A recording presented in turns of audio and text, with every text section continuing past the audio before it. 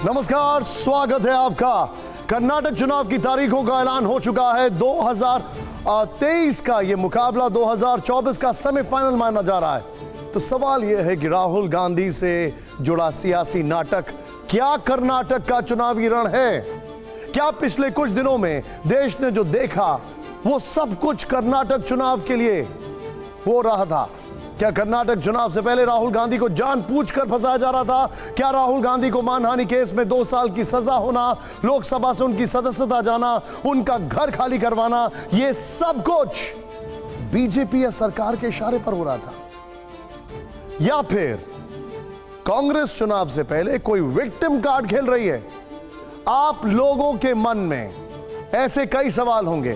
तो क्या आज दूध का दूध और पानी का पानी कर दिया जाए? बताइए, हाँ या ना? ओके। क्या आज देश की जनता और देश के 5 बड़े संपादकों के सामने हर सवाल का जवाब ले लिया जाए?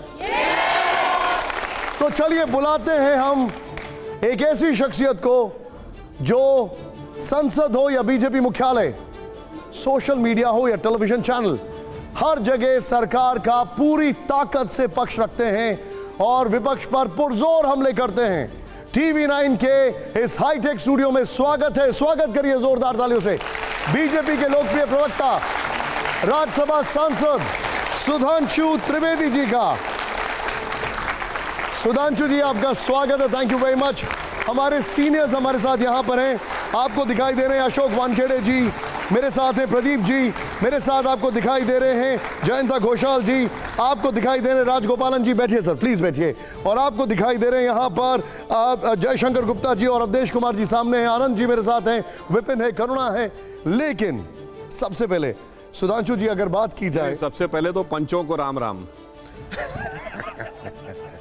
पंचों को राम राम। ये पंचों जो हैं इनके बाद बड़े पंची सवाल भी हैं वैसे, लेकिन मैं आपसे पूछना चाहूंगा, कर्नाटक चुनाव पर मैं बात करूंगा, लेकिन पहले ये बताइए कि राहुल गांधी ने कहा कि वो नफरत के बाजार में मोहब्बत की दुकान खोल रहे हैं और आप तो पूरी दुकान ही बंद करवाने पर आ गए। राहुल गांधी जी ने जो ये बोला था कि नफरत के बाजार में वो मोहब्बत की दुकान सजाने आए हैं, पर उस दुकान में सामान कौन कौन से थे? देखिए, केरल से शुरू हुए। केरल में सबसे पहले उनकी तथाकथित भारत जोड़ो यात्रा में वो शख्स सम्मिलित हुआ जिसने सड़क पे बीफ पार्टी की थी। अब देखिए, केरल में वो फादर जोसेफ के घर पे नहीं गए जिसके हाथ काट दिए गए थे, वो तमिलनाडु में प्रवेश करते हैं तो फादर जॉर्ज पुनिया के घर पे जाते हैं, उसको साथ में लेते हैं, जो कहता है कि भारत की धरती इतनी अपवित्र है कि मैं जूता इसलिए पहनता हूं कि टच ना हो जाए। सोचिए, कर्नाटक में आते हैं तो उनका पूर्व कार्यकारी अध्यक्ष कहता है हिंदू शब्द गंदा है। महाराष्ट्र में आते हैं तो वीर सावरकर के बारे में पता नहीं क्या क्या अनाप शनाप नफरत बोलने लगते हैं।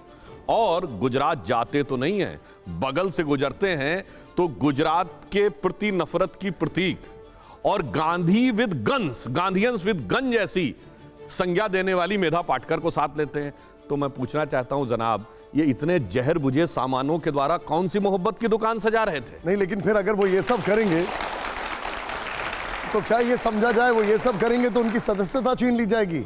नहीं, देखिए, बंगला खाली करा दिया जाएगा। ये बहुत टेक्निकल मामला था जी। अब देखिए, जैसे इसके 2 एंगल हैं, एक है टेक्निकल और एक है पॉलिटिकल। अगर आप टेक्निकल देखें तो न्यायालय का निर्णय आ गया। अब न्यायालय का निर्णय आ गया तो सदस्यता जाना स्वाभाविक है। उदाहरण के लिए, अगर आपके चैनल में कोई व्यक्ति काम कर रहा है और किसी कारणवश उसकी अपॉइंटमेंट निरस्त हो जाता है तो फिर तो चैम्बर भी खाली करना पड़ेगा ना। तो उसी प्रकार यदि आप कोई छात्र है जिसको कि प्रवेश मिल गया किसी विश्वविद्यालय में, अब मान लीजिए वो प्रवेश गलत पाया गया, वो रद्द हो गया प्रवेश, तो फिर छात्र छात्रावास में नहीं रह सकता, फिर तो छात्रावास भी खाली करना पड़ेगा। तो वो सांसद आवास है ना। तो इस कारण से ये पूरा टेक्निकल था। इस प्रोसेस के बाद ये इस प्रोसेस का, हाँ, अगर मॉरल की बात करें या पॉलिटिकल की बात करें तो हम ये कहना चाहते हैं कि राहुल जी, ये कौन सा अहंकार है? आप इंपॉर्टेंट एक बात कहूं, ओबीसी की एक पूरी की पूरी कम्युनिटी के बारे में ऐसा शब्द प्रयोग कर देना, उस पार्टी के द्वारा जिस पार्टी ने ऑफिशियली कहा अपने नेता के बारे में कि ये जनेऊधारी ब्राह्मण है। मान्यवर कोई दूसरी पार्टी होती तो दलितों पिछड़ों के अलंबरदारों ने देश में आग लगा दी होती। आज सब मौन साधना में चले गए और मौन साधना में जाके मुखर होते हैं तो केवल न्यायालय के ऊपर। आप सोचिए इनका एजेंडा क्या है। तो वहां पे माफी मांग लेते हैं, क्यों माफी मांगेंगे साहब?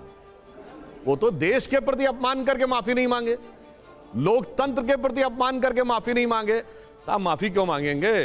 साहिबे आलम हैं, फर्जंद अंजुमन हैं, वली अहद सल्तनत हैं, अच्छा, माफी नहीं मांगते। सुधांशु जी, 10 मई को कर्नाटक में चुनाव है, 13 मई को रिजल्ट्स आने वाले हैं। 10 मई को चुनाव, 13 मई को रिजल्ट। उनका यह कहना है कि बंगला खाली करवाना, आप कोर्ट से सजा दिलवाना, सदस्यता छीन लेना, यह सब बीजेपी के इशारे पर हो रहा है। इरादा जो है वो कर्नाटक चुनाव की तैयारी है। वैसे जिन लोगों को यह लगता है कि कर्नाटक चुनाव से राहुल गांधी जी का कोई संबंध है, तो अब आप ये देखिए, पिछले कुछ दिनों में कांग्रेस को संयोगवश एक ही राज्य में सरकार बनी है, हिमाचल में 37,000 वोट के अंतर से, और यही वो राज्य है जहां राहुल गांधी जी नहीं गए थे। तो आप ये सोचिए कि समस्या तो ये है कि राहुल गांधी जी के आने से कोई हमारे लिए समस्या होती हुई सोचना तो खामख्याली है।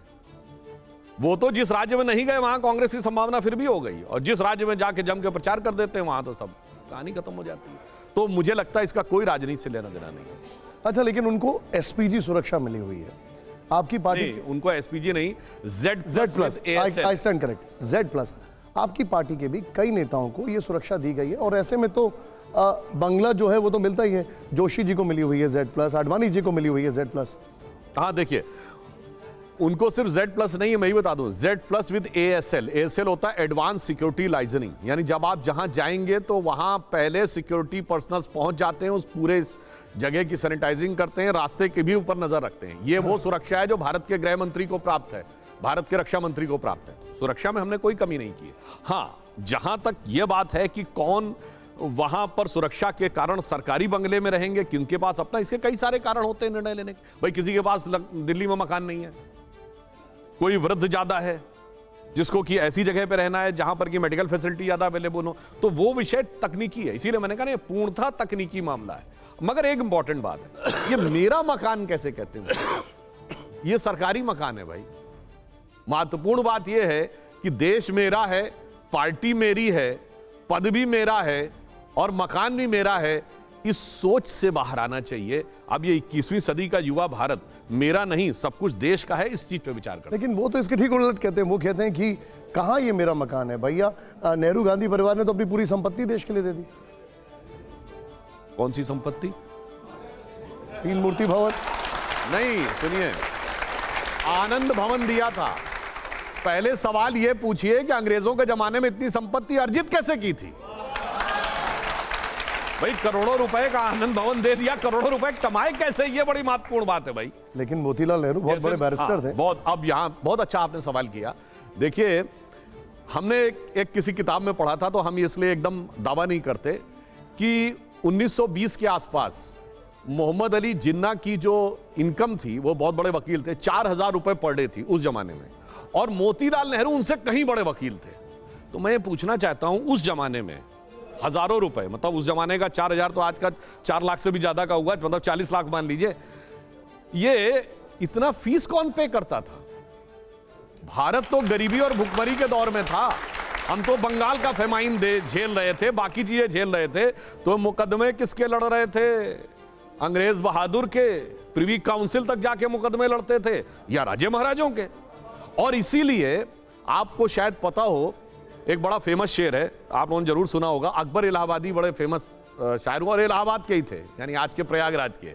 उन्होंने ये माना जाता है कि मोतीलाल नेहरू जी के लिए लिखा था कि कौम के गम में खाते हैं डिनर हुक्काम के साथ, हुक्काम कहते हैं ऑफिसर को, कौम के गम में खाते हैं डिनर हुक्काम के साथ, रंज लीडर को है बहुत मगर आराम के साथ। यानी दिन में प्रदर्शन होता था और शाम को अंग्रेज अफसरों के साथ डिनर होता था, तभी तो इतनी संपत्ति अर्जित हुई थी।